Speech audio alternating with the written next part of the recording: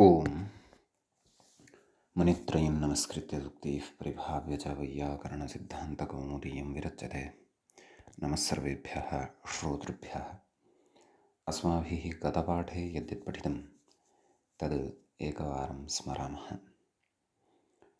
वयं वैयाकरणसिद्धान्तकौमुदी इत्याख्यस्य ग्रन्थस्य तत्र कारकप्रकरणं पठन्तः स्मः। प्रकरणस्यास्य अस्माकं क्रमे तत्र 34 पाठः गतपाठः प्रवृत्तः। अस्मिन् पाठे वयं कारकप्रकरणस्य षष्ठीविभक्तेः कर्तृकर्मणोः कृते इति सूत्रस्थं विचारम् आदौ कृतवन्तः। तत्रापि विशेषेण कृति इति कुतः उच्यते। तद्धिते मा भूत् इत्युक्तं। कृतपूर्वी कटम् इति। तत्र कटः पूर्वं कृतः अनेन इति विग्रहः भवति। तत्र सपूर्वाच्चैत्यनेन इनिः इति तद्धितप्रत्ययः भवति। तत्र उक्तं यत् तत्र करोति क्रियापेक्षया कटस्य कर्मत्वात् अनेन षष्ठी प्राप्तौ तद्धितयोगात् न भवति इति। एवं खलु। किं न भवति नाम षष्ठी विभक्तिः न भवति, अन्यथा कृतपूर्वी कटस्य इति अनिष्टं भवति स्म इति भावः। ततः अन्ये उद्ग्रन्थस्थाः प्रौढविचाराः अपि दृष्टाः। भट्टिकाव्ये तत्र कञ्चन पूर्वपक्षमुत्थाप्य तस्य समाधानमपि उक्तं। नाम ददैर्दुःखैः मादृग्भ्यः इत्यादि श्लोके तत्र आमोदस्य उत्तमस्य इति कर्मणि षष्ठ्या भाव्यम् इत्युक्तं। परन्तु तत्र उत्तमम् आमोदं पुष्पादिनां गृहीत्वा दुःखस्य पोषकैः इत्येवं गृहीत्वा अध्याहृत्य तद्योगे द्वितीयायाः उपपत्तिः सम्भवति इति कश्चन सिद्धान्ततया विचारः पठितः। यद्यपि मूले एते विचाराः न कृताः, तथापि शाब्दिकानाम् एवं धर्मः भवति यत्ते आन्तं कृतस्य प्रयोगस्य कथञ्चित् साधुत्वं कल्पनाय अथवा साधुत्वप्रतिपादनाय यत्नं कुर्युः। सुतरां तत्र अवसरः एव नास्ति, मार्गः एव नास्ति, तदैव तत्र असाधुः प्रयोगः एषः इति उच्यते। सम्यक्। ततः उभयप्राप्तौ कर्मणि इति सूत्रं वयं पठितवन्तः। उभयोः प्राप्तिः यस्मिन् कृति तत्र कर्मणि एव षष्ठी विभक्तिः स्यात् इति अर्थः पठितः। आश्चर्यो गवान् दोहः अगोपेन इति उदाहरणं दृष्टं। तत्रैव वार्तिकमेकं पठितं। स्त्रीप्रत्ययोरकाकारयोर्नायं नियमः इति पठितं। तत्र स्त्रियां तिन् इत्यधिकारविहितयोः अकारप्रत्यययोः कृतोः प्रयोगे कर्मण्येव इति उक्तनियमः नास्ति इति अर्थः दृष्टः। भेदिका बिभित्सा वा रुद्रस्य जगतः इत्युदाहरणं पठितं। ततः शेषे विभाषा इति वार्तिकं पठितम्। अकाकारप्रत्ययव्यतिरिक्तप्रत्यययोगे उभयप्राप्तौ इति नियमो विकल्प्यते इत्यर्थः इति वार्तिकस्य अर्थः दृष्टः। ततः मतभेदः अत्र दृष्टः। नाम स्त्रीप्रत्ययविषये एव अयं विकल्पः भवति, अन्ये तु सर्वात्मना इच्छन्ति, अविशेषेण इच्छन्ति। तत्र विचित्रा जगतः कृतिः हरेः हरिणा इति उदाहरणं दृष्टं, हरेः अथवा हरिणा इति। अपि च अन्येषां मते लिङ्गान्तरमपि गृह्यते इति कृत्वा शब्दानुशासनम् आचार्येण आचार्यस्य वा इत्यपि प्रयोगः सम्भवति इति तत्र अस्माभिः पठितम्। ततः अग्रे तस्य च वर्तमाने इति सूत्रं पठितं। वर्तमानार्थस्य तस्य योगे षष्ठी स्यात् इति तस्य अर्थः दृष्टः। न लोकाव्ययनिष्ठा खलर्थतॄणाम् इति निषेधस्य अयम् अपवादः भवति इति तत्र उक्तं।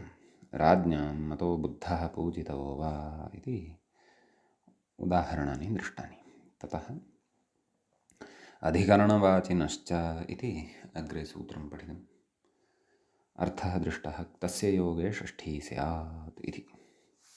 इदमेषाम् आसितं शयितं गतं भुक्तं वा इति इमानि उदाहरणानि दृष्टानि।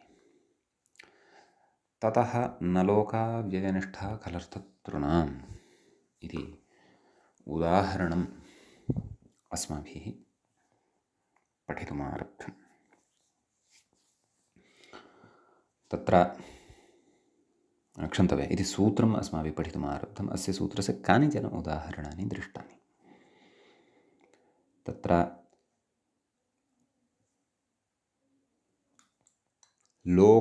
लोकादयः के इति चेत् तत्र ल उ उक अव्यय निष्ठा खलर्थ तृम् एते तत्र विवक्षिताः भवन्ति इति उक्तम्। ल इत्यनेन लादेशः एव स्वीक्रियते केवलस्य ल इत्येतस्य प्रयोगाभावात् इत्युक्तम्। अतः कुर्वन् कुर्वाणो वा सृष्टिं हरिः इति तत्र उदाहरणं दृष्टं। तदेव कर्तृकर्मणोः कृते अत्र कर्मणि षष्ठी विभक्तिः प्राप्ता भवति कृद्योगे। कृदन्तं च तद् कुर्वन् कुर्वाणः इति भवति। अतः तत्र एवं प्रकारेण कर्मणि षष्ठ्याः निषेधस्य इदम् उदाहरणत्र दृष्टम्। अग्रे उ इति प्रत्ययान्तयोगे अपि कर्मणि षष्ठी न भवति, द्वितीयैव भवति, निषेधः भवति। अतः तत्र उक्तं हरिं दिदृक्षुः इति एकम् उदाहरणम्। अत्रैव अन्यदपि उदाहरणं प्रदत्तं वर्तते, तदस्माभिः अधुना पठनीयं वर्तते। एतावान् विशेषः गते पाठे पठितः। गतपाठस्य अन्त्यव्याख्यायाः पङ्क्तयः इत्थमासन्। लादेशेति अविभक्तिकनिर्देशोऽयं लादेशोदाहरणसूचनार्थः। लैति लडादीनां सामान्येन ग्रहणं तेषां च साक्षात् प्रयोगाभावात् तदादेशग्रहणमिति भावः। कुर्वन् कुर्वाणो वेति लटश्चतुर्षानचौ इह कर्मणि षष्ठी निषेधा द्वितीया उ इति तदुदाहरणसूचनमिदम्। उ इत्यनेन कृतो विशेषणात् तदन्तविधिः हरिं दिदृक्षुरिति दृशे सन्नन्तात् सनाशन् सभिक्ष उः इति उप्रत्ययः कृत् व्यवदेशिवत्वेन उकारान्तो यं कृत् हरिकर्मकदर्शनेच्छावान् इत्यर्थः इति एतावत्पर्यन्तः भागश्च व्याख्यायाः अपि अस्माभिः पठितः। एवञ्च अयम् अस्माकं क्रमे कारकप्रकरणस्य 34 पाठः गतपाठः अभूत्। अधुना तावत् कारकप्रकरणस्यास्य अस्माकं क्रमे 35 पाठः आरब्धो भवति। तत्र उप्रत्ययान्तयोगे अपि षष्ठीविभक्तिः न भवति, द्वितीयैव भवति इति एतस्य उदाहरणमिदानीम् अग्रे अस्माभिः द्रष्टव्यं वर्तते। सम्यक् कथयति व्याख्याता अलङ्करिष्णुर्वेति मूले अलङ्करिष्णुर्वा नाम इदमपि उदाहरणं सम्भवति उप्रत्ययान्तयोगे षष्ठ्याः निषेधस्य। कथयति हरिम् इति अनुषज्यते नाम हरिः अत्र आनुषङ्गिकतया स्थाप्यते। नाम अत्र गत उदाहरणे हरिं दिदृक्षुः इत्युक्तं खलु, तथैव हरिम् इति अत्रापि अनुषङ्गवशात् अस्माभिः वाक्यसम्पूर्त्यै अथवा उदाहरणार्थावगमनाय तद्वितीयान्तं पदमत्र योजनीयम् इति भावः। कथयति अलङ्कृण्य इत्यादिना सूत्रमस्ति, अग्रे पठिष्यते। कथमस्ति? कृत्सु पठिष्यते। कथमस्ति समग्रं सूत्रम्? अलङ्क्रिय निराक्रिय प्रजनोत्पचोत्पतोन्मदरुच्यपत्रपवृतुः सहचर इष्णुच् इति कथयति। इत्यादिना ताच्छील्यादौ इष्णुच् नाम नाम केचन अर्थाः वर्तन्ते, ताच्छीलादयः केचन अर्थाः वर्तन्ते, ते कृत्सु पठिष्यन्ते। अतः इष्णुच प्रत्ययः अत्र भवति, वा भवति, विकल्पेन भवति इति भावः। सम्यक्। ततः कथयति वर्णस्यैव ग्रहणे तत्र निषेधो न स्यात् इति। एवं खलु। नाम प्रकृते केवल उवर्णपर्यायः इति न, उवर्णान्तः प्रत्ययः अपि अत्र गृह्यते। दिदृक्षु इत्यत्र उक्तमेव, व्यपदेशिवद्भावेन प्रत्ययस्य उवर्णान्तता गृह्यते। प्रकृते तु इष्णुच् इति प्रत्ययस्य चकारस्य इति संज्ञा क्रियते, ततः इष्णु इति अवशिष्यते। इष्णु इति उप्रत्ययः नास्ति, परन्तु उकारान्तः प्रत्ययः अस्ति। अतः तत्र उप्रत्ययविषये तदन्तविधिः आश्रियते। उकारान्तः प्रत्ययः यस्तु केवलः उरूपः प्रत्ययः वर्तते, तस्य तु व्यवदेशिपदभावेन तदन्तता तत्र उच्यते। सम्यक् इत्यस्ति।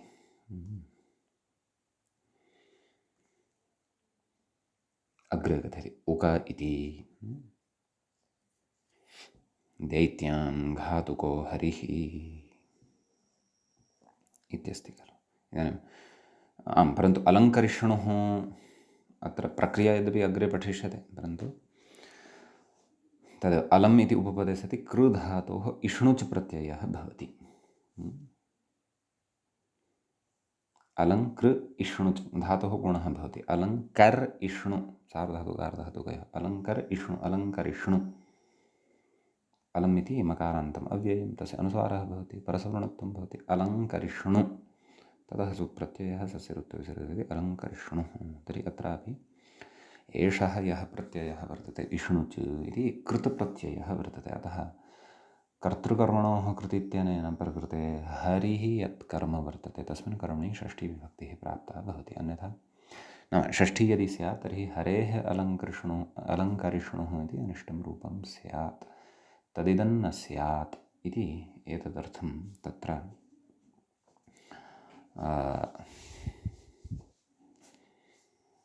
किमित्युच्यते,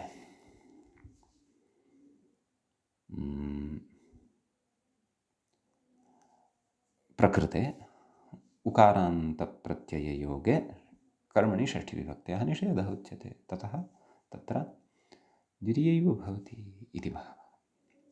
अस्तु, अधुना उकप्रत्ययान्तविषये उच्यते। कथयति दैत्यान् घातुको हरिः। व्याख्याता कथयति इदमपि तदुदाहरणसूचनार्थं किम् उक इति मूले यदुक्तं दैत्यान् घातुको हरिः इति कथ्यते। तर्हि प्रकृते दैत्यान् इति द्वितीया किल श्रूयते, ततः घातुकः इति श्रूयते। अत्र उक इति प्रत्ययः वर्तते। व्याख्याता कथयति आक्वेस्तच्छीलतद्धर्मतत्साधुकारिषु इत्यधिकारे तत्र लषपदपदस्था भूवृषहानगमगमरूभ्य उकञ् इति किञ्चन सूत्रं वर्तते, उकञ् प्रत्ययविधायकम्। इति तच्छीलादिषु हनधातोः कर्तरि उकञ् प्रत्ययः। का स्थितिः जायते? हन् उका उकञ्ञित् अस्ति, अतः उपधः वृद्धिः भवति, अत उपधायाः इत्यनेन हान् उका कथयति हो हन्ते, अर्थात् हो हन्ते ण्यण्णेषु इति सूत्रमग्रे पठिष्यते। इति हस्य घत्वं किं जातं? घात् उका। हनस्तो चिण्मलोः इति नकारस्य तकारः। ओहो, एतावता घात् इति न जातमस्ति। घान् हन् धातोः नकारः उका, एतेन सूत्रेण केन? हनस्तो चिण्मलोः इत्यनेन नकारस्य तकारः भवति घात् उक, घातुका। सुप्रत्ययः सस्यऋत्वविसर्गे सति घातुकः इति प्रयोगः सिद्धः भवति। सम्यक् कथयति घातनशीलो घातनधर्मा घातनसाधुकारी वा इत्यर्थः। नाम एतावन्तः अर्थाः अत्र भवन्ति, यतोहि विविधेषु अर्थेषु अयं प्रत्ययः विधीयते। तद्धर्म तत्साधुकारिषु तच्छील तद्धर्म तत्साधुकारिषु इति आक्वेस्तच्छील तद्धर्म तत्साधुकारिषु इत्यतः अनुवर्तते इत्युक्तं खलु। अतः अग्रे अस्ति कमेरिति। नाम अत्र उदाहरणम् एतावता सम्पन्नं। तदेव अत्र कृतप्रत्ययः भवति अयमपि। कः? उकञ् इति। अतः एतद्योगे तदेव कर्मणि कर्तृकर्मणोः कृते इत्यनेन कर्मणि द्वितीया प्राप्ता भवति, परन्तु निषिध्यते। नाम तस्याः कर्मणि द्वितीयायाः निषेधः उच्यते। अतः दैत्याम् इत्येव भवति, दैत्यानाम् इति न भवति इति भावः प्रकृते। अत्र उकायाः सन्दर्भे किञ्चन वार्तिकं वर्तते, तद्वार्तिकं पठामः। कमेरिति मूले पश्यन्तु। कमेरनिषेधः नाम कमेः अनिषेधः व्याख्याता कथयति वार्तिकमिदं कोऽर्थः? उकान्तकमेर्योगे नाम कं धातुः यः वर्तते उकान्तः, तद्योगे षष्ठ्याः निषेधो नास्ति इत्यर्थः। कर्तृकर्मणोः कृते इत्यनेन प्राप्तायाः षष्ठ्याः निषेधो न भवति इति उदाहरति। लक्ष्म्याः कामुकः इति मूले लक्ष्म्याः कामुकः हरिः इति। तद् लषपद इत्यादिना उकञ् लषपदपदस्था भूवृष हनकमगम श्रुभ्य उकञ् इत्यनेन उकञ् प्रत्ययः अत्र भवति। अतः प्रकृते वार्तिकसामर्थ्यवशात् षष्ठ्याः निषेधो न भवति, परन्तु षष्ठी एव भवति इति भावः। सम्यक्। ततः अग्रे कथयति औव्ययमिति। न लोका व्यय औव्यय इति कथयति उदाहरणसूचनमिदम्। अत्र पश्यन्तु, अत्र सविभक्तिकः निर्देशः नास्ति, अत्र अविभक्तिकः निर्देशः नास्ति, अत्र सविभक्तिकः निर्देशः अस्ति अव्ययम्। अतः अविभक्तिकः निर्देशः एव कर्तव्यः उदाहरणसूचनाय इति नास्ति। आं प्राचीना काचित् परिपाटी एतेन तथा दृष्टा स्यात्, अतः तथा अनुस्रीयमाणमस्ति, विशेषस्तु द्रष्टव्यः। सम्यक्। ततः कथयति उदाहरणसूचनमिदमिति सूक्तमेव कथयति जगत् सृष्ट्वा मूले पश्यन्तु। जगत् सृष्ट्वा वाक्यं पूरयति व्याख्याता। हरिः आस्ते इति शेषः। नाम जगतः सर्जनं जगतः रचनं कृत्वा हरिः आस्ते, आस्ते नाम विराजते अथवा उपविशति। अत्र विराजते इति अर्थः ग्राह्यः। एवं खलु कथयति समानकर्तृकयोः पूर्वकाले इति क्त्वा प्रत्ययः क्त्वातोऽसुङ्कसुनः इति अव्ययप्रकरणे पठितं खलु सूत्रम् इति अव्ययत्वं नाम क्त्वातोऽसुङ्कसुनः इत्यनेन अस्य अव्ययत्वम् उच्यते। सम्यक्। तर्हि अव्यययोगे प्रकृते तद् कृतव्ययम् अस्ति इदं त्वा इति कृतप्रत्ययः भवति। अतः कर्तृकर्मणोः कृते इत्यनेन जगत् इति कर्मणि षष्ठी प्राप्ता जगत् कर्म अस्ति अत्र, परन्तु सा न भवति। अतः जगत् सृष्ट्वा इत्येव भवति, अन्यथा जगतः सृष्ट्वा इति भवति स्म। एवं खलु। अन्यत् उदाहरणं प्रस्तौति। सुखं कर्तुम् इति पश्यन्तु। भक्तस्य हरिः प्रभवति इति शेषः, नाम भक्तस्य सुखं कर्तुं हरिः प्रभवति इति, नाम ईश्वरः भक्तस्य सुखं कर्तुं शक्नोति इति भावः। तर्हि प्रकृते कथयति तुमुन्मूलौ क्रियायां क्रियार्थायाम् इति तुमुन्, तेन तुमुन् प्रत्ययो भवति कृ धातोः। तुमुन्नन्तस्य अव्ययत्वं भवति, केन उच्यते? तच्च सूत्रं पूर्वं पठितमस्ति अस्माभिः, स्मारयति। कृन्मेजन्तः इत्यव्ययत्वं, यद्यपि तुमुन् प्रत्ययः तु कृत्सु अग्रे पठिष्यते, परन्तु अव्ययविधानं तु पठितमस्ति अस्माभिः अव्ययप्रकरणे। कथयति इह कृदव्ययमेव, अस्तु अस्तु एकक्षणं। तर्हि सुखं कर्तुं, सुखम् अत्र कर्म वर्तते, अतः तस्मिन् कर्मणि षष्ठीविभक्तिः न भवति, अपि तु द्वितीयैव भवति इति भावः। कर्मणि द्वितीया इत्यनेन। व्याख्याता कथयति इह कृदव्ययमेव गृह्यते इति केचित्। कृदव्ययमेव, कृदन्तं यद् अव्ययं सम्पद्यते तदेव अत्र गृह्यते इति केचन मन्वते अथवा मन्यन्ते। वस्तुतस्तु अविशेषात् अकृदन्तम् अपि इति तत्त्वं न, विशेषः नोक्तः खलु, अतः अकृदन्तमपि अव्ययमत्र गृह्यते इति भावः। देवदत्तं हिरुक् कथयति तत्कर्मकं वर्जनम् इत्यर्थः। वर्जनार्थे हिरुक् इति प्रयुज्यते, एतत् कृदन्तत्वं न भजते। अतः प्रकृते हिरुक् इति अकृदन्तस्य योगे सत्यपि तत्र कर्मणि षष्ठीया भवति, तस्याः निषेधः भवति, अतः देवदत्तम् इत्येव उपयुज्यते इति भावः। वा न वा इति कथयति व्याख्याता। अस्तु, इदानीं सूत्रे अग्रिमः विषयः भवति निष्ठा। पश्यन्तु मूले निष्ठा। विष्णुना हता दैत्याः, निष्ठा नाम क्तप्रत्ययस्य क्तवतु प्रत्ययस्य च इति एतत् प्रत्ययद्वयस्य नाम भवति किं, निष्ठा इति।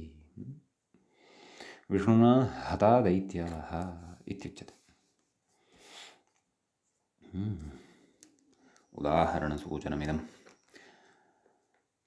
तत्तवतु निष्ठा, तत् मया उक्तमेव। विष्णुना हताः कथ्यते अत्र भूते इति कर्मणि क्तः, भूते इत्यनेन सूत्रेण कर्मणि क्तप्रत्ययः भवति, भूतकालार्थे च गम्यमाने। सम्यक्। कर्तरिनिषेधात् तृतीया, कर्तरि षष्ठीनिषेधः तृतीया, नाम कर्तृकर्मणोः कृति इत्यनेन सूत्रेण कर्तरि, कर्ता कः, विष्णुः, तृतीया षष्ठीविभक्तिः प्राप्ता, परन्तु तस्याः न लोकाव्यनिष्ठा खल तत्र नामित्यनेन निषेधो भवति, अतः तृतीयैव भवति इति भावः। अग्रे दैत्यान् हतवान् इति इत्यस्ति।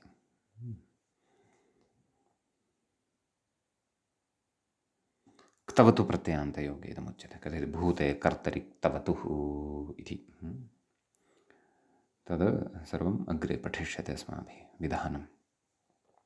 निष्ठा इत्यनेन विधीयते।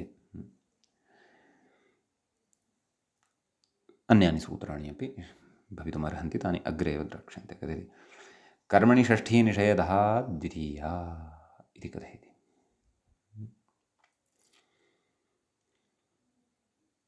तदेव कर्मणि षष्ठी प्राप्ता केन, कर्तृकर्मणोः कृति इत्यनेन, परन्तु द्वितीया भवति, अतः दैत्यान् इत्येव भवति, अन्यथा दैत्यानाम् इति अनिष्टं भवति स्म इति भावः।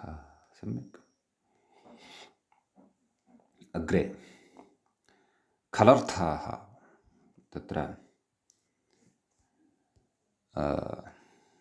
सूत्रे अग्रिमः विषयः निष्ठा इत्येतदनन्तरं खलर्थविषयः अस्ति खलु, अतः तत्र कथयति किं खलर्थाः इति कथयति। उदाहरणसूचनमिदं मूले उक्तमस्ति खलु, खलर्थाः कथयति ईषत्कर इति उदाहरणं दत्तं तत्, ईषत्करः प्रपञ्चो हरिणा इति। नाम प्रपञ्चः नाम जगत् संसारः, तस्य रचनं हरेः कृते अतीव सरलं वर्तते। नाम ईषत्कर्म नाम सरलं वर्तते इति भावः। कथयति ईषद्दुःसुषु कृच्छ्रा कृच्छ्रार्थेषु खल् इति कर्मणि खल् कर्मार्थे अत्र खल् प्रत्ययो विहितः वर्तते। सम्यक्। तत्र ईषद् उपपदे सति कृ धातोः खल् प्रत्ययः वर्तते। कथयति अर्थग्रहणात् आतो युज् इति खलर्थको युजपि गृह्यते। एवं खलु। तर्हि खल् कस्मिन् अर्थे? कृच्छ्रा कृच्छ्रार्थेषु अस्ति अयं खल्। कृच्छ्र अकृच्छ्र, कृच्छ्रं नाम क्लेशः, अकृच्छ्रं नाम अक्लेशः। प्रसङ्गानुरोधेन तत्र तत्तत् उपसर्ग तत्तत् उपपदबलाच्च कृच्छ्रार्थो वा अकृच्छ्रार्थो वा गृह्यते। सम्यक्। अतः कर्मणि खल् विहितः वर्तते। खलः अ अवशिष्यते। ईषत् कृ अ धातोः गुणः भवति सार्वधातुकारधातुके ईषत् कर् ईषत्कर सस्य ऋत्विसर्गति ईषत्करः इति रूपं सिद्धं भवति। अतः तत्र खल् इति कृतप्रत्ययः वर्तते। अतः प्रकृते प्रपञ्चः ईषत्करः प्रपञ्चः हरिणा नाम कर्ता यः वर्तते हरिः, तस्मिन् कर्तरि षष्ठी विभक्तिः कर्तृकर्मणोः कृति इत्यनेन प्राप्ता, परन्तु न लोका व्ययनिष्ठा खलर्था इत्यनेन तस्याः निषेधः उच्यते। अतः कर्तृकर्मणयोस्तृतीया इत्यनेन तृतीयैव अत्र भवति इति भावः। अधुना व्याख्याता कथयति अर्थग्रहणात् आतो युचिति खलर्थको युजपि गृह्यते। अर्थग्रहणं कृतं खलु, खल् अर्थः येषाम् अथवा यस्य, सः खलर्थः। खलर्थः च कः? कृच्छ्रा कृच्छ्रार्थेषु खल् अर्थः अपि दृष्टः अस्माभिः। सूक्ष्मतया विस्तरेण तु कृत्सु द्रक्ष्यते। कथयति ईषत्पानः सोमो भवता इति। अत्र युच् प्रत्ययः वर्तते ईषत्पानः इत्यत्र।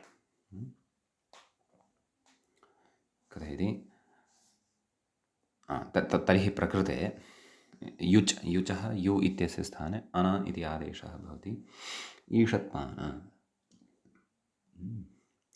युच् प्रत्ययविधानानि च कृतप्रकरणे अग्रे अनुपदमेव अस्माभिः पठिष्यन्ते। अग्रे कथयति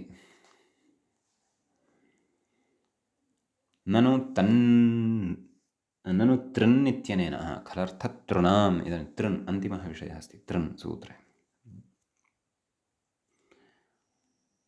तत्र युच् प्रत्ययः अस्ति खलु, न्यासशन्धो युच् इति सूत्रं स्मर्यमाणमस्ति मया, तत्र क्वचित् द्रष्टव्यं नैव। आतो युच् व्याख्यात्रा साक्षादेव उक्तं खलु आतो युच् आकारान्तात् धातोः युच् प्रत्ययः भवति इति। अस्तु, तेन पादधातोः युच् भवति। यु इत्यस्य स्थाने योरणाकु इत्यनेन आदेशः भवति पान पा अनपान इति रूपं सिद्धं भवति। अस्तु, अधुना अग्रे ननु तृन् इत्यनेन यदि तृणेव गृह्येत, नाम तृन् इति कश्चन प्रत्ययः, स एव यदि गृह्येत तर्हि सोमं पवमानः इत्यादौ न स्यात् इत्यत आह।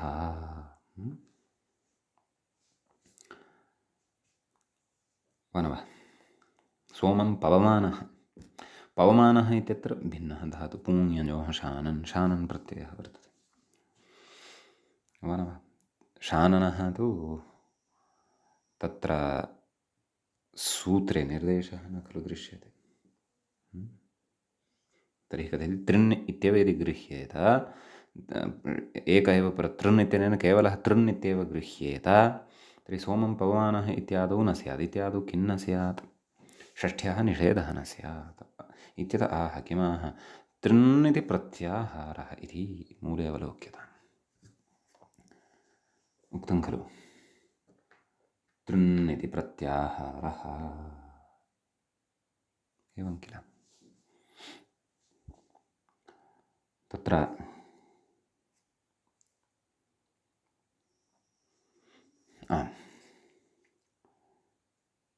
व्याख्याता कुत आरभ्य किमन्तानामित्यताः कथयति शतृशानचापप्रथमासमानाधिकरणे इति त्रिशब्दादारभ्य आतृणो नकारात् इति कथयति व्याख्याता शतृशानचापप्रथमा एतदर्थम् अष्टाध्यायी पुरतः भवेत् अस्माकं शतृशानचापप्रथमासमानाधिकरणे इति त्रिशब्दादारभ्य आतृणो नकारात् सम्यक् कथयति अर्थग्रहणात् नैव किं कथयति लटशतृशानचावप्रथमासमानाधिकरणे इत्यत्र शत्रादेशस्य एकदेशस्त्रिशब्दः खलु तदा आरभ्य तृन् इति सूत्रस्थनकारपर्यन्तानाम् इत्यर्थः। तत्र अष्टाध्याय्याः सूत्रक्रमम् अपि अत्र कथयन्नस्ति व्याख्याता, तदपि बुद्धौ स्थापनीयं वा न वा। तत्सूत्रक्रममपि बोधयन्नस्ति, नाम अष्टाध्याय्याः नाम स्पष्टतायै अष्टाध्याय्यां क्व एषः प्रत्याहारः भवति इति अध्येतॄणां सौकर्यं भवेत् इति तदर्थं तदपि पठन् अस्ति। यद्यपि तत्र लटश्चतृशानचावु इति यदि पश्यामः तृतीयाध्यायस्य द्वितीयपादस्य चतुर्विंशत्युत्तरशततमं सूत्रं भवति इदं। ततः अग्रे पश्यन्तु लटश्चतृशानचाव व्याख्यां पश्यन्तु लटश्चतृशानचावप्रथमासमानाधिकरणे सम्यक् एकं सम्बोधने च तौ सत् पुण्यजोशानन् ताच्छील्यवयोवचनशक्तिषु चानश् इंधार्यो शत्रुकृच्छ्रिणी दुषो मित्रे सुयो यज्ञसंयोगे अर्हः प्रशंसायाम् आक्वेस्तच्छील तद्धर्म तत्साधुकारिषु तृन् एवं रीत्या एकादशसूत्राणि सन्ति। कथयति व्याख्याता इति सूत्रक्रमः एकादश खलु 1 2 3 4 5 8 9 10 11 द्वादश वर्तन्ते एवं खलु। लटशतृशानचाव सम्बोधने च तौ सत् पुण्यशाननताच्छील्यवचन इंदहारयो शत्रुघ्निदिशो मित्रे सुयो यज्ञसंयोगः अर्हः प्रशंसायाम् आक्वेस्तच्छील तद्धर्मतत्साधुकारिषु तृन् सत्यम् 11 वर्तन्ते। समीचीनं। तत्र अग्रे कथयति व्याख्याता किं कथयति चेत् अत्र शानन्नादि तृन्नन्तानां ग्रहणं। तर्हि पश्यन्तु प्रत्याहारः कुतः आरब्धः लटशतृशानचावु इति सूत्रं पश्यन्तु ततः तृ इति अस्ति खलु तस्य सूत्रस्य एकदेशभूतः तृ इति ततः आरभ्य तृन् इत्यस्य नकारं यावत् अयं प्रत्याहारः भवति एवं खलु कथयति। पुनः पठामि अग्रिमां पङ्क्तिम् अत्र शानन्नादि तृन्नन्तानां ग्रहणम् इति नाम पुण्यजोः शान् इत्यतः शानन् यत् तृतीये सूत्रे शतृशानचावप्रथमा सम्बोधने च तौ सत् पुण्यजो शानन् इत्य अत्र यः शानन् पठितः ततः आरभ्य तृन् इति सूत्रेण विहितः यः तृन् तावदन्तानां ग्रहणं न तु लटुः शतृशानचावप्रथमासमानाधिकरणम् इति त्रिशब्दस्यापि शत्रादेशैकदेशस्य नाम शत्रु इति प्रत्ययस्य एकदेशभूतः यः तृ अस्ति तस्य ग्रहणं नास्ति अस्मिन् प्रत्याहारे। कुतः तस्य क्वापि पृथक् प्रयोगानर्हत्वात् नाम तस्य वार्धक्येन प्रयोगः एव न भवति भोः। अग्रे कथयति नापि शानचः एवमेव शानचः अपि ग्रहणमत्र नास्ति। कुतः लादेशत्वादेव सिद्धेः यतो हि लकारस्य स्थाने सः भवति इति स्थितिः इति एवं रीत्या प्रत्याहाररहस्यम् अवगन्तव्यं। नाम शानन् इत्यतः आरभ्य तृन् इत्येतावत्पर्यन्तानां ग्रहणाय अयं प्रत्याहारः अत्र कल्प्यते इति भावः। समीचीनम्।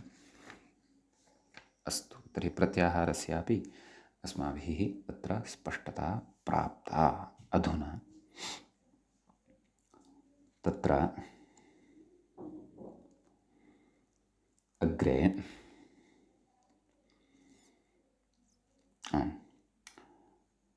शानन् मूले शानन् व्याख्यातापि कथयति शानन् इति नाम उदाहरणसूचनमिति सोमं पवमानः इत्यस्ति। कथयति व्याख्याता पूण्यजोः शानन् इति। एतेन पूधातोः शानन् इति प्रत्ययः भवति, तस्य आन इति अवशिष्यते। पवमान धातोः गुणः भवति मुगागमः, आने मुगु इत्यनेन मुगागमः भवति पव आम आन पवमान इति रूपं सिद्धं भवति। वा न वा? तत्र शपपि मध्ये आगच्छति। तर्हि प्रकृते अपि तदेव शानन् इति कृतप्रत्ययः भवति। सोमः कर्मभूतः अत्र वर्तते। कर्तृकर्मणोः कृति इत्यनेन सूत्रेण कर्मणि षष्ठीविभक्तिः प्राप्ता भवति, परन्तु न लोकाव्ययनिष्ठा खलु इत्यनेन सूत्रेण सा षष्ठी निषिध्यते इत्युच्यते। सम्यक्। इदानीम् अग्रे चानश् चानश् अपि अस्ति खलु प्रत्याहारे, ताच्छील्यवयोजनशक्तिषु चानश् इत्यनेन विधीयते।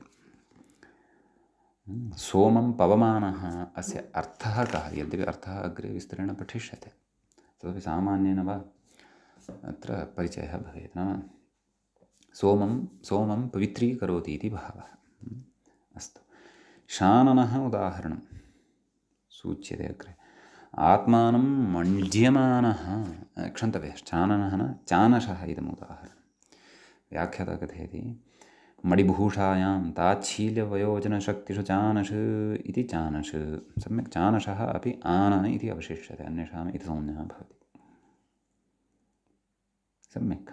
अतः धातोः इदित्वान्नुं भवति, इदितोनुं धातोः अग्रे पठिष्यते। मण्ड आन,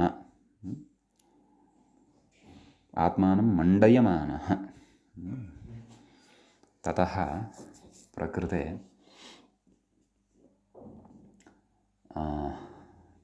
तदेव मणिभूषायाम् इति धातुः भवति। ण्यन्तः धातुः अत्र गृह्यते एषः। णिजन्तः मण्डि इति भवति, इकारः ह्रस्व इकारः अन्ते श्रूयते। मण्डि आन, चानशः आन इति अवशिष्यते खलु, मुगागमः भवति आने मुगु इत्यनेन। धातोः गुणः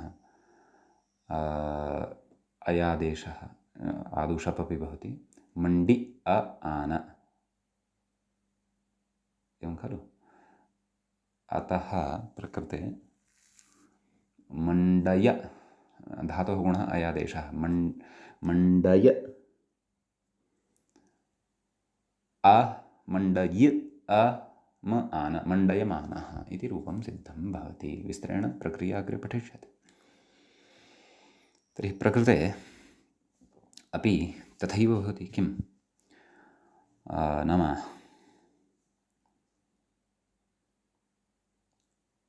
चानशे इति कृतप्रत्ययः वर्तते, अतः कर्तृकर्मणोः कृति इत्यनेन आत्मा यः अत्र कर्मरूपः वर्तते तस्मिन् कर्मणि षष्ठीविभक्तिः प्राप्ता भवति, परन्तु षष्ठी नात्र भवति, अत्र द्वितीयैव भवति इति कृत्वा नाम षष्ठ्याः बाधः भवति। न लोकाव्ययनिष्ठा खलर्थतॄणाम् इत्यनेन सूत्रेण, अतः द्वितीयैव अत्र भवति इति भावः। अस्तु, इदानीम् अग्रे शत्रुप्रत्ययः अपि अस्ति। यद्यपि पूर्वं लादेशे शत्रुप्रत्ययः दृष्टः, परन्तु एषः तादृशः शत्रुप्रत्ययः वर्तते यः लस्य स्थाने न भवति, अतः प्रत्याहारे अस्य अन्तर्भावः कृतः। केन सूत्रेण विधीयते? इन्धारयोः शत्रुकृत्स्नि इत्यनेन भवति।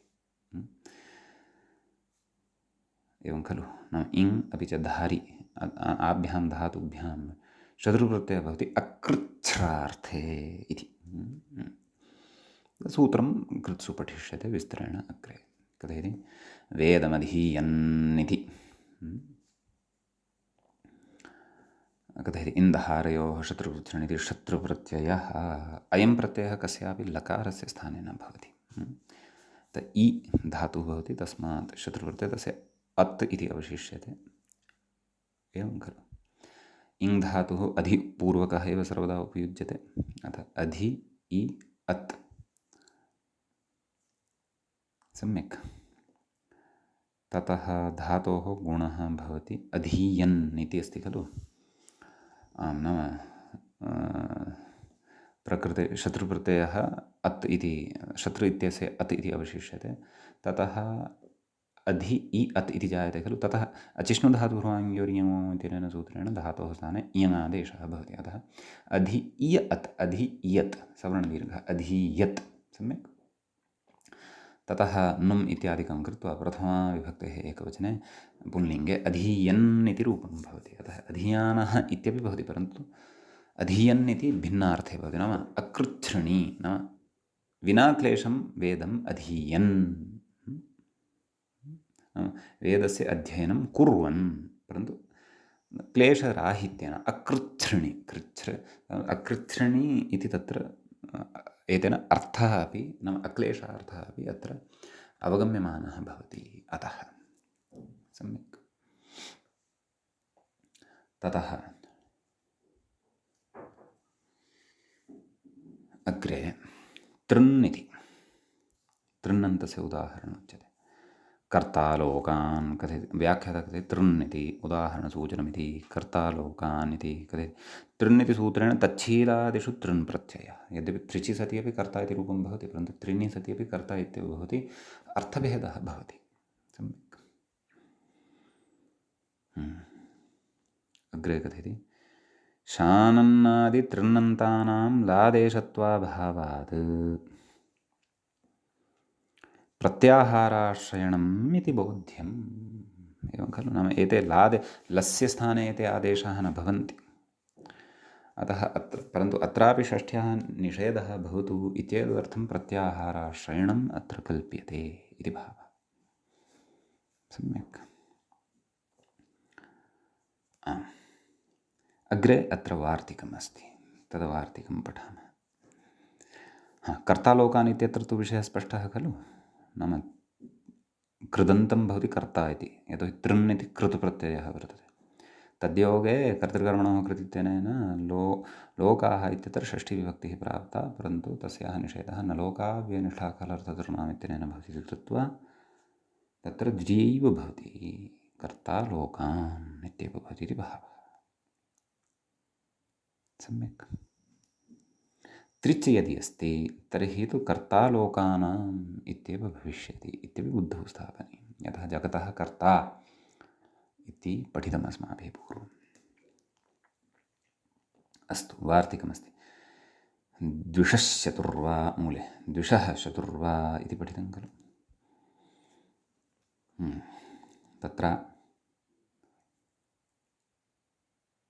कोऽर्थः?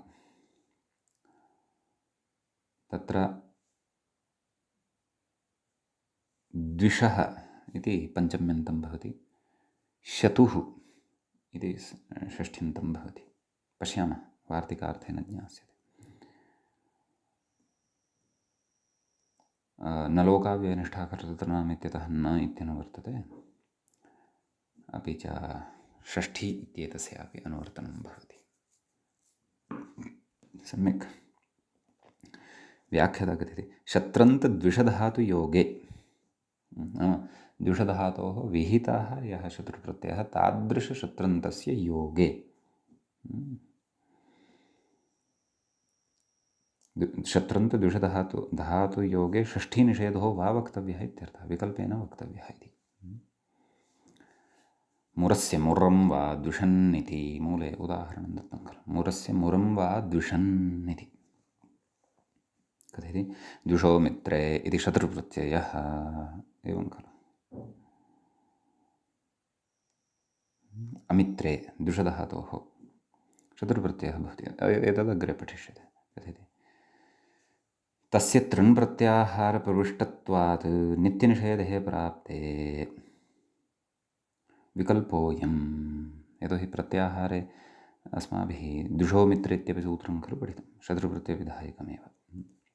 अतः विकल्पः उच्यते। अतः कर्मणि षष्ठिनिषेधः कर्मणि षष्ठ्याः निषेधः विकल्पेन कर्म वर्तते अत्र मुरः अतः मुरस्य दुषन् इत्यपि भवति मुरं दुषन् इत्यपि भवति इति भावः इति श्रीरामं एवं श्रीरामस्य द्विषन् रावणः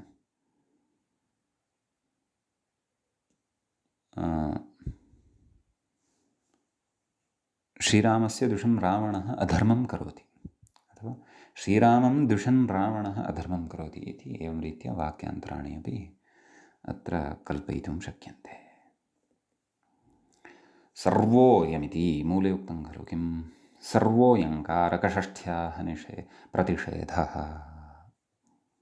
नाम सर्वोऽपि अयं कारकषष्ठ्याः एव प्रतिषेधो भवति तर्हि अनन्तरस्य इति न्यायादिति भावः कः न्यायः अनन्तरस्य विधिर्वा भवति प्रतिषेधो वा अनन्तरस्य नाम समीपस्थस्य सम्यक् तर्हि समीपतया अत्र कारकषष्ठी एव उक्ता वर्तते कर्तृकर्मणोः कृति इत्यनेन तस्याः एव षष्ठ्याः अयं निषेधो भवति इति भावः शेषे तु स्यादेव इत्युच्यते शाब्दबोधे प्रकारवैलक्षण्यं फलमिति भावः नाम सम्बन्धविवक्षा यदि वर्तते सर्वत्र अत्र पठितेषु निषेधेषु तदा तु विभक्तिः भवत्येव षष्ठीविभक्तिः भवत्येव नाम कारकषष्ठ्याः एव एषः निषेधः वर्तते सम्बन्धषष्ठ्याः एषः निषेधः नास्ति इत्युच्यते यतोहि अनन्तरषष्ठी वर्तते कारकषष्ठी कर्तृकर्मणोः कृति इति शेषषष्ठी शेषे षष्ठी इत्यनेन या विधीयते षष्ठी शेषे इति सा तु अनन्तरषष्ठी नास्ति एवं खलु सा तु व्यवहिता षष्ठी वर्तते अष्टाध्याय्याः क्रमे इति भावः ब्राह्मणस्य कुर्वन् कथयति हरिरिति शेषः लटश्शत्रादेशः मुखतो ब्राह्मणसम्बन्धिसृष्ट्यनुकूलव्यापारवान् इत्यर्थः ब्राह्मणं कुर्वन् इति भावः कथयति कर्मत्वविवक्षायां तु द्वितीयैव तदा द्वितीया एव भवति इति नरकस्य जिष्णुः ग्लाजिस्थश्चग्स्नुः इति तच्छीलादिषु ग्स्नुप्रत्ययः नरकसम्बन्धिजयवान् इत्यर्थः इत्युच्यते कर्मत्वविवक्षायां तु द्वितीयैव इति सम्यक् इति अस्ति कश्चन विशेषः अत्र एवञ्च महान् कश्चन विशेषः न लोकाव्यनिष्ठाकृततृणामित्यत्र पठितः अधुना वयम् अग्रिमं सूत्रं पठामः अग्रे सूत्रं वर्तते अकेनोर्भविष्यदाधमर्ण्ययोः इति सूत्रस्य पदच्छेदः आदौ द्रष्टव्यः अकेनोः इति षष्ठीविभक्तेः द्विवचनान्तं पदं भवति भविष्यत् नैव भविष्यदाधमर्ण्ययोः इत्यपि षष्ठीविभक्तेः द्विवचनान्तं भवति कथं विग्रहाः व्याख्याता कथयति नेत्यनुवर्तते कुतः न लोकाव्यनिष्ठाखरर्थतृणाम् इति षष्ठ्यः निषेधः एव अयमपि कथयति नेत्यनुवर्तते अकश्च इञ्च तयोरिति विग्रहः अकेनोः इत्यस्य विग्रहं कथयति अकश्च इञ्च अकेनौ तयोः अकेनोः नाम इतरेतरयोगद्वन्द्वः वर्तते इति भावः सम्यक् अग्रे कथयति भविष्यच्च आधमर्ण्यञ्च तयोः इति द्वन्द्वः नाम भविष्याधमर्ण्ययो भविष्याधमर्ण्ये तयोः भविष्याधमर्ण्ययोः एवम् इतरेतरयोगद्वन्द्वः एव कथयति यथा सङ्ख्यन्नेष्यते भाष्यात् अकस्य सम्बन्धः भविष्येण अपि च इनः सम्बन्धः आधमर्ण्येन इति नास्ति तथा नास्ति यथा सम्बन्धनियमः अत्र नास्ति कुतः भाष्यकारस्य इष्टिः तथा नास्ति भाष्यकारश्च अस्माकं कृते प्रमाणम् अस्तु सूत्रार्थम् उच्यते व्याख्याता कथयति भविष्यति आधमर्ण्ये च वर्तमानयोः अकेनोः योगे षष्ठी नेति फलितम् कथयति तत्र आधमर्ण्यांशः अकेन नान्वेति आधमर्ण्यांशः यः वर्तते सः अकेन तु न अन्वेति आवश्यकाधमर्ण्ययोः णिनिः इत्युक्तेः णिनि प्रत्ययः भवति अनयोः अर्थयोः अतो भविष्यदंशे एव अके अन्वेति भविष्यदंशे एव अके इति अन्वेति इति भावः इनेस्तु भविष्यत् आधमर्ण्ययोः उभयोरपि अन्वयः कुतः सम्भवः तत्र क्लेशः नास्ति अतः आधमर्ण्यांशः इनि एव अन्वेति परन्तु भविष्यांशस्तु अकेन अपि अके अपि इनौ अपि अन्वेति इति भावः एवं रीत्या अत्र सम्बन्धः ज्ञेयः उदाहरणे इतोपि स्फुटीभविष्यति सदाः भविष्यत् कस्येति मूले पश्यन्तु भविष्यत् कस्य भविष्यदाधमर्ण्ययो भविष्यति अकस्य क्षन्तव्यः भविष्यति अकस्य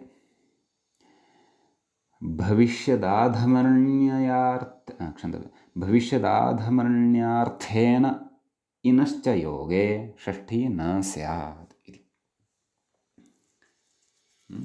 भविष्यति अकस्य योगे इति एवम् अन्वयः भविष्यदाधमर्ण्यार्थ इनश्च योगे षष्ठी विभक्तिः न भवति इत्युच्यते अत्र किमपि नास्ति नाम कस्य अर्थस्य केन केन अर्थेन सह सम्बन्धः वर्तते इति स्पष्टीकुर्वन् सूत्रकारेण व्याख्यात्र तत्र सूत्रार्थः ग्रन्थकारेण सूत्रार्थः उक्तः वर्तते इति भावः कथयति भविष्यदाधमर्ण्यार्थेनश्चेति व्याख्याता कथयति भविष्यदर्थकस्य आधमर्ण्यार्थकस्य चेन च इनः इत्यर्थः अस्तु इति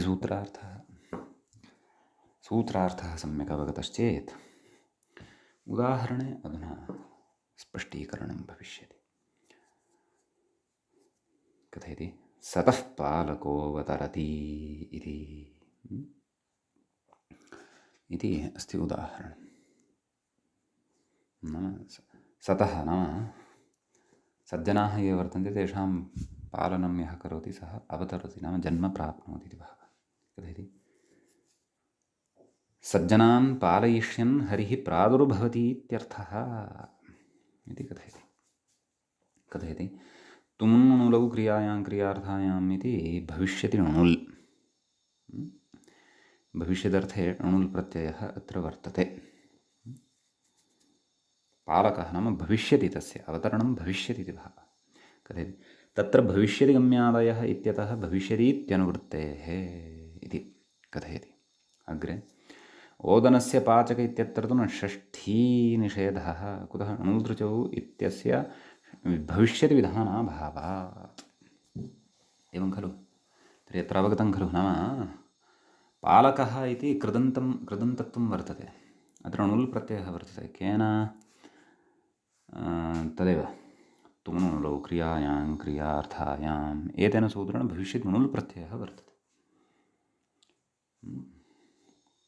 अर्थः कः सतः पालयितुम् अवतरति इति भावः तत्र सतः द्वितीयाविभक्तेः बहुवचनान्तं वर्तते अत्र तदेव कर्तृकर्मणोः कृते इत्यनेन षष्ठी प्राप्ता भवति परन्तु अकेनोर्भविष्यदाधमर्ण्ययोः इत्यनेन निषेधः उच्यते गतसूत्रेण न सिद्ध्यति स्म अतः अयं निषेधः अत्र आरब्धः यतोहि अयम् अक इति गतसूत्रे नान्तर्भवति इति एतदर्थम् तुमुन्नन्तस्य अव्ययत्वं भवति अकान्तस्य तु नाम णुलन्तस्य तु अव्ययत्वं न भवति अतः गतसूत्रे अस्य ग्रहणं न शक्यते अतः एव इदं सूत्रम् आरब्धम् इति भावः सम्यक् अग्रे कथयति इति तु अकान्तस्य योगे निषेधः उक्तः अग्रे इदानीम् इन्नन्तस्य योगे निषेधः उच्यते व्रजङ्गामी इति मूले अस्ति खलु व्रजङ्गामी कथयति गमेरिनिः इति औणादिकः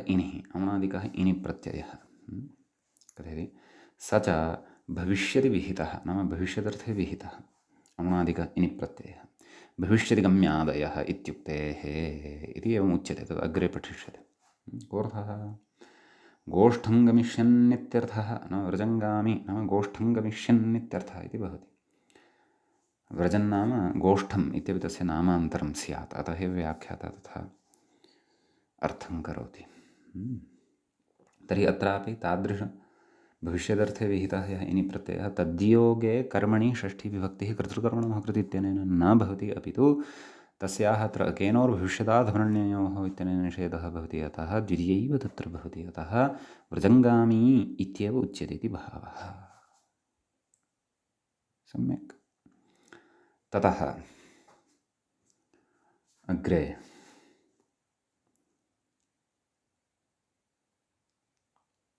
अन्यदुदाहरणं कथयति।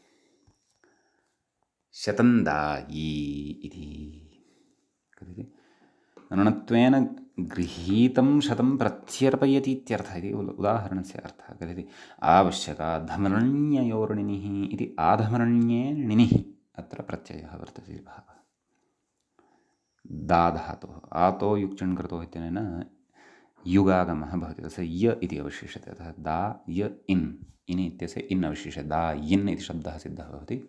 तस्य दा यि इति कथं भवति सौचित्यादिसूत्राणां प्रवृत्त्या इति अस्माभिः शब्दाधिकारप्रकरणे विस्तरेण पठितमेव। सम्यक्। अतः प्रकृते तदेव कर्मणि षष्ठी प्राप्ता भवति, तथा चेत् शतस्य दायि इति भवति स्म, परन्तु निषेधः उक्तः अनेन सूत्रेण, अतः शतं दायी इत्येव भवति इति भावः। सम्यक्। कथयति तस्य नाम णिनेः भविष्यद्विधानाभावात् भविष्यदर्थकतया गतार्थत्वं न शङ्क्यम् इति, नाम अयं णिनिः भविष्यदर्थेन प्रयुक्तः वर्तते, परन्तु आधमरण्यार्थे प्रयुक्तः वर्तते इति भावः। इति एतावान् विशेषः अस्मिन् सूत्रे भवति। सम्यक्। ततः अग्रे वयमधुना पठामः अग्रिमं सूत्रम्। अग्रे सूत्रं भवति व्याख्याता इङ्गितं करोति कृत्यानां मूले पश्यामश्चेत् कृत्यानां कर्तरि वा इति भवति सूत्रं। सम्यक्।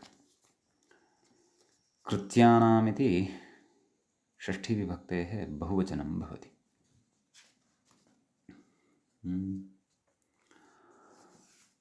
तत्र कर्तरि इति सप्तम्यन्तं भवति, वा इति प्रथमान्तं भवति। सम्यक्। कथयति व्याख्याता शेषपूर्णेन सूत्रं व्याचष्टे इति। प्रकृते तदेव अनभिहिते इति तु भवति एव, षष्ठीशेषे इत्यतः षष्ठी इत्यपि अनुवर्तते। कथयति षष्ठी वा स्यादिति मूले पश्यन्तु, षष्ठी वा स्यात् नाम कृत्यानां योगे षष्ठीविभक्तिः विकल्पेन भवति इति भावः। कर्तरि षष्ठीविभक्तिः विकल्पेन भवति। कथयति व्याख्याता कृत्याः इत्यधिकृत्य विहिताः कतिपयकृत्यप्रत्ययविशेषाः कृत्सु पठिष्यन्ते, अग्रे पठिष्यन्ते। तद्योगे कर्तरिषष्ठी वा स्यादित्यर्थः, नाम तेषां प्रत्ययानां योगे कर्तरिषष्ठी विकल्पेन भवति इति अर्थः उच्यते। सम्यक्। कर्तृकर्मणोः कृते इति नित्यं प्राप्ते विकल्पोऽयम्, एवं खलु विकल्पः एषः उच्यते। कथयति मया मम वा सेव्यो हरिः इति। कथयति शेवृसेवायां ऋहलोर्ण्यत् इति कर्मणि ण्यत् प्रत्ययः, नाम शेवृसेवायाम् इति धातोः ऋहलोर्ण्यत् इति सूत्रद्वारा ण्यत् इति प्रत्ययः विधीयते इति भावः। सम्यक् इति उच्यते। कथयति अस्मच्छब्दार्थस्य कर्तुः अनभिहितत्वात् षष्ठी तृतीये इति। कर्ता कः अत्र? अहम्। कर्म कः? हरिः। सः उक्तः कृत्यान्तेन, यतः कृत्य अपि कृदेव भवति। कृति कश्चन भेद, कृतः कश्चन भेदविशेषः कृत्यः, सः अग्रे पठिष्यते। अतः मया मम मया सेव्यः हरिः इत्यपि प्रयोक्तुं शक्यः, इत्यपि प्रयोगः कर्तुं शक्यः, मया सेव्यः हरिः इत्येवमपि प्रयोक्तुं शक्यं। सम्यक्। तत्र लोके गीतं श्रूयते खलु एकं प्रसिद्धं, लोकहितं मम करणीयं, तत्रापि कृत्यप्रत्ययः अनीयर् वर्तते। अतः लोकहितं मम करणीयम् इत्यपि हितं मया करणीयम् इत्यपि वाक्यं साधुः भवति। आम्, गीते गीतस्य मात्राभङ्गत्वकारणात् लोकहितं मया करणीयमिति उच्यते, तर्हि स्वरः लयः नश्येत। अतः तत्र लोकहितं मम करणीयमित्येव उच्यते। सम्यक् इति कश्चन विशेषः एतत् सूत्रगतः वर्तते। अत्र प्रत्युदाहरणं वर्तते। तद्विषये चर्चां वयम् अग्रिमे पाठे करिष्यामः। सम्यक् भवतु। इदानीं मङ्गलम्। अत्रैव अयं पाठः उपसंह्रियते। मुनित्रयं नमस्कृत्य सूक्तिः परिभाव्य च वैयाकरणसिद्धान्तकौमुदीयं विरच्यते। एवञ्च कारकप्रकरणस्यास्य अस्माकं क्रमे 35 एषः पाठः सम्पन्नतां गतः। नमः सर्वेभ्यः श्रोतृभ्यः।